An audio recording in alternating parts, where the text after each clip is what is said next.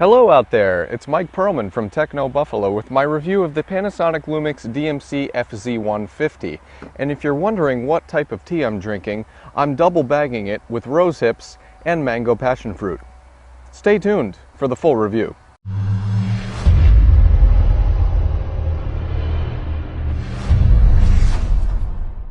Welcome to my review of the Panasonic Lumix DMC FZ150 Super Zoom camera. I'm just going to lay it out on the line here. This is one of the best super zoom cameras on the market. You really can't ask for more. This camera has a lot of upgrades from its little brother, the FZ47, and I feel as though it's a little superior to the Canon PowerShot SX40HS, but we'll get to that in a moment. Let's talk about this camera's design.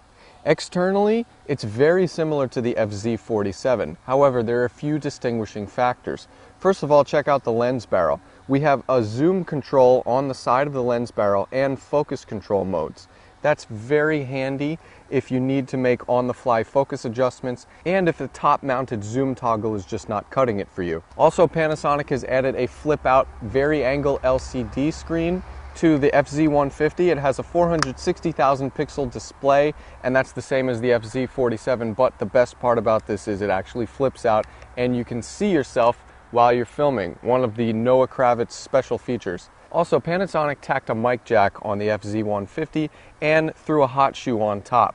Similar to the FZ47, we have a stereo microphone on top with built-in pop-up flash. There's also a rear-mounted control dial that allows you to press in and set options. And we have a 4-way directional pad, large mode dial with plenty of options, and we have a dedicated video record button. This camera records to SD, SDHC, and SDXC cards. I used a SanDisk Pro, has not failed me yet. The battery life on this camera is fantastic. That's another thing to mention. It will pretty much go all day with you.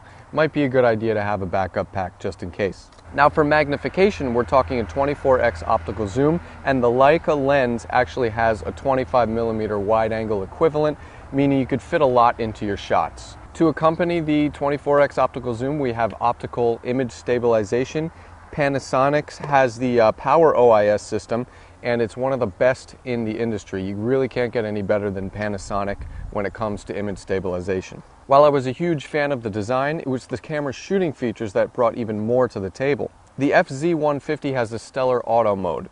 The autofocus and auto scene selections work very well.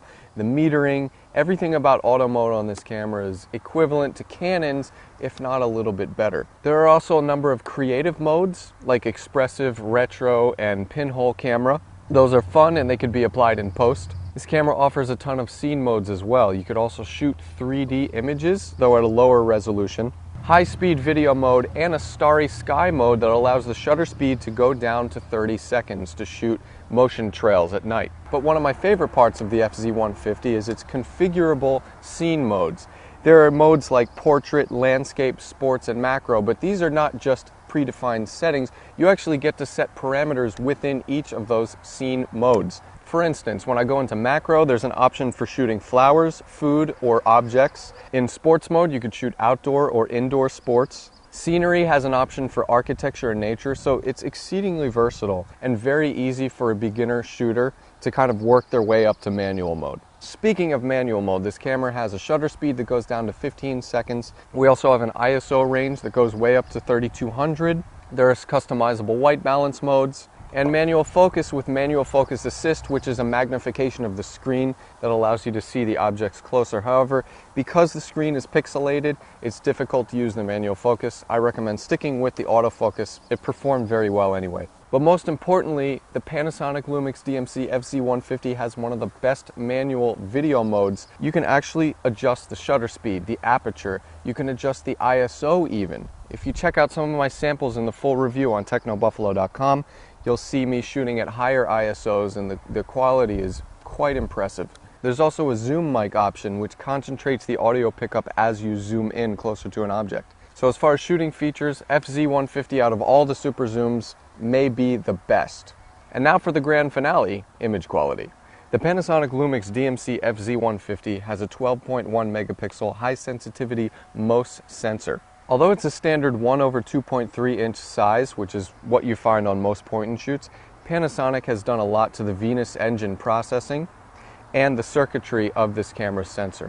When you compare the image quality of the FZ150 to its little brother, the FZ47, the difference is staggering. The FZ150 is a great performer not only in bright light, but low light as well, and video mode. This camera can capture 1080 60p AVC HD video, and the quality is pretty darn good for a point and shoot. 60p or progressive means every single image is recorded whole, so it's more of a fluid feel. And 60 frames per second is really going to give you a nice smooth motion. So as far as colors and tonality and detail, I was very impressed with the Panasonic Lumix DMC FZ150. So what's the buffalo call with the Panasonic Lumix DMC FZ150?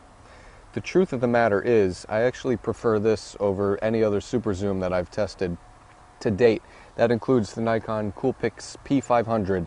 It includes the Canon PowerShot SX40HS. If you're looking for a super zoom, I really don't see any reason why you should not consider this at all. This is one of the best super zooms on the market. I'm Mike Perlman from Techno Buffalo. For the full review with all image and video samples, go to technobuffalo.com. Until next time, I hope you guys stay safe out there. I've got some tea to drink.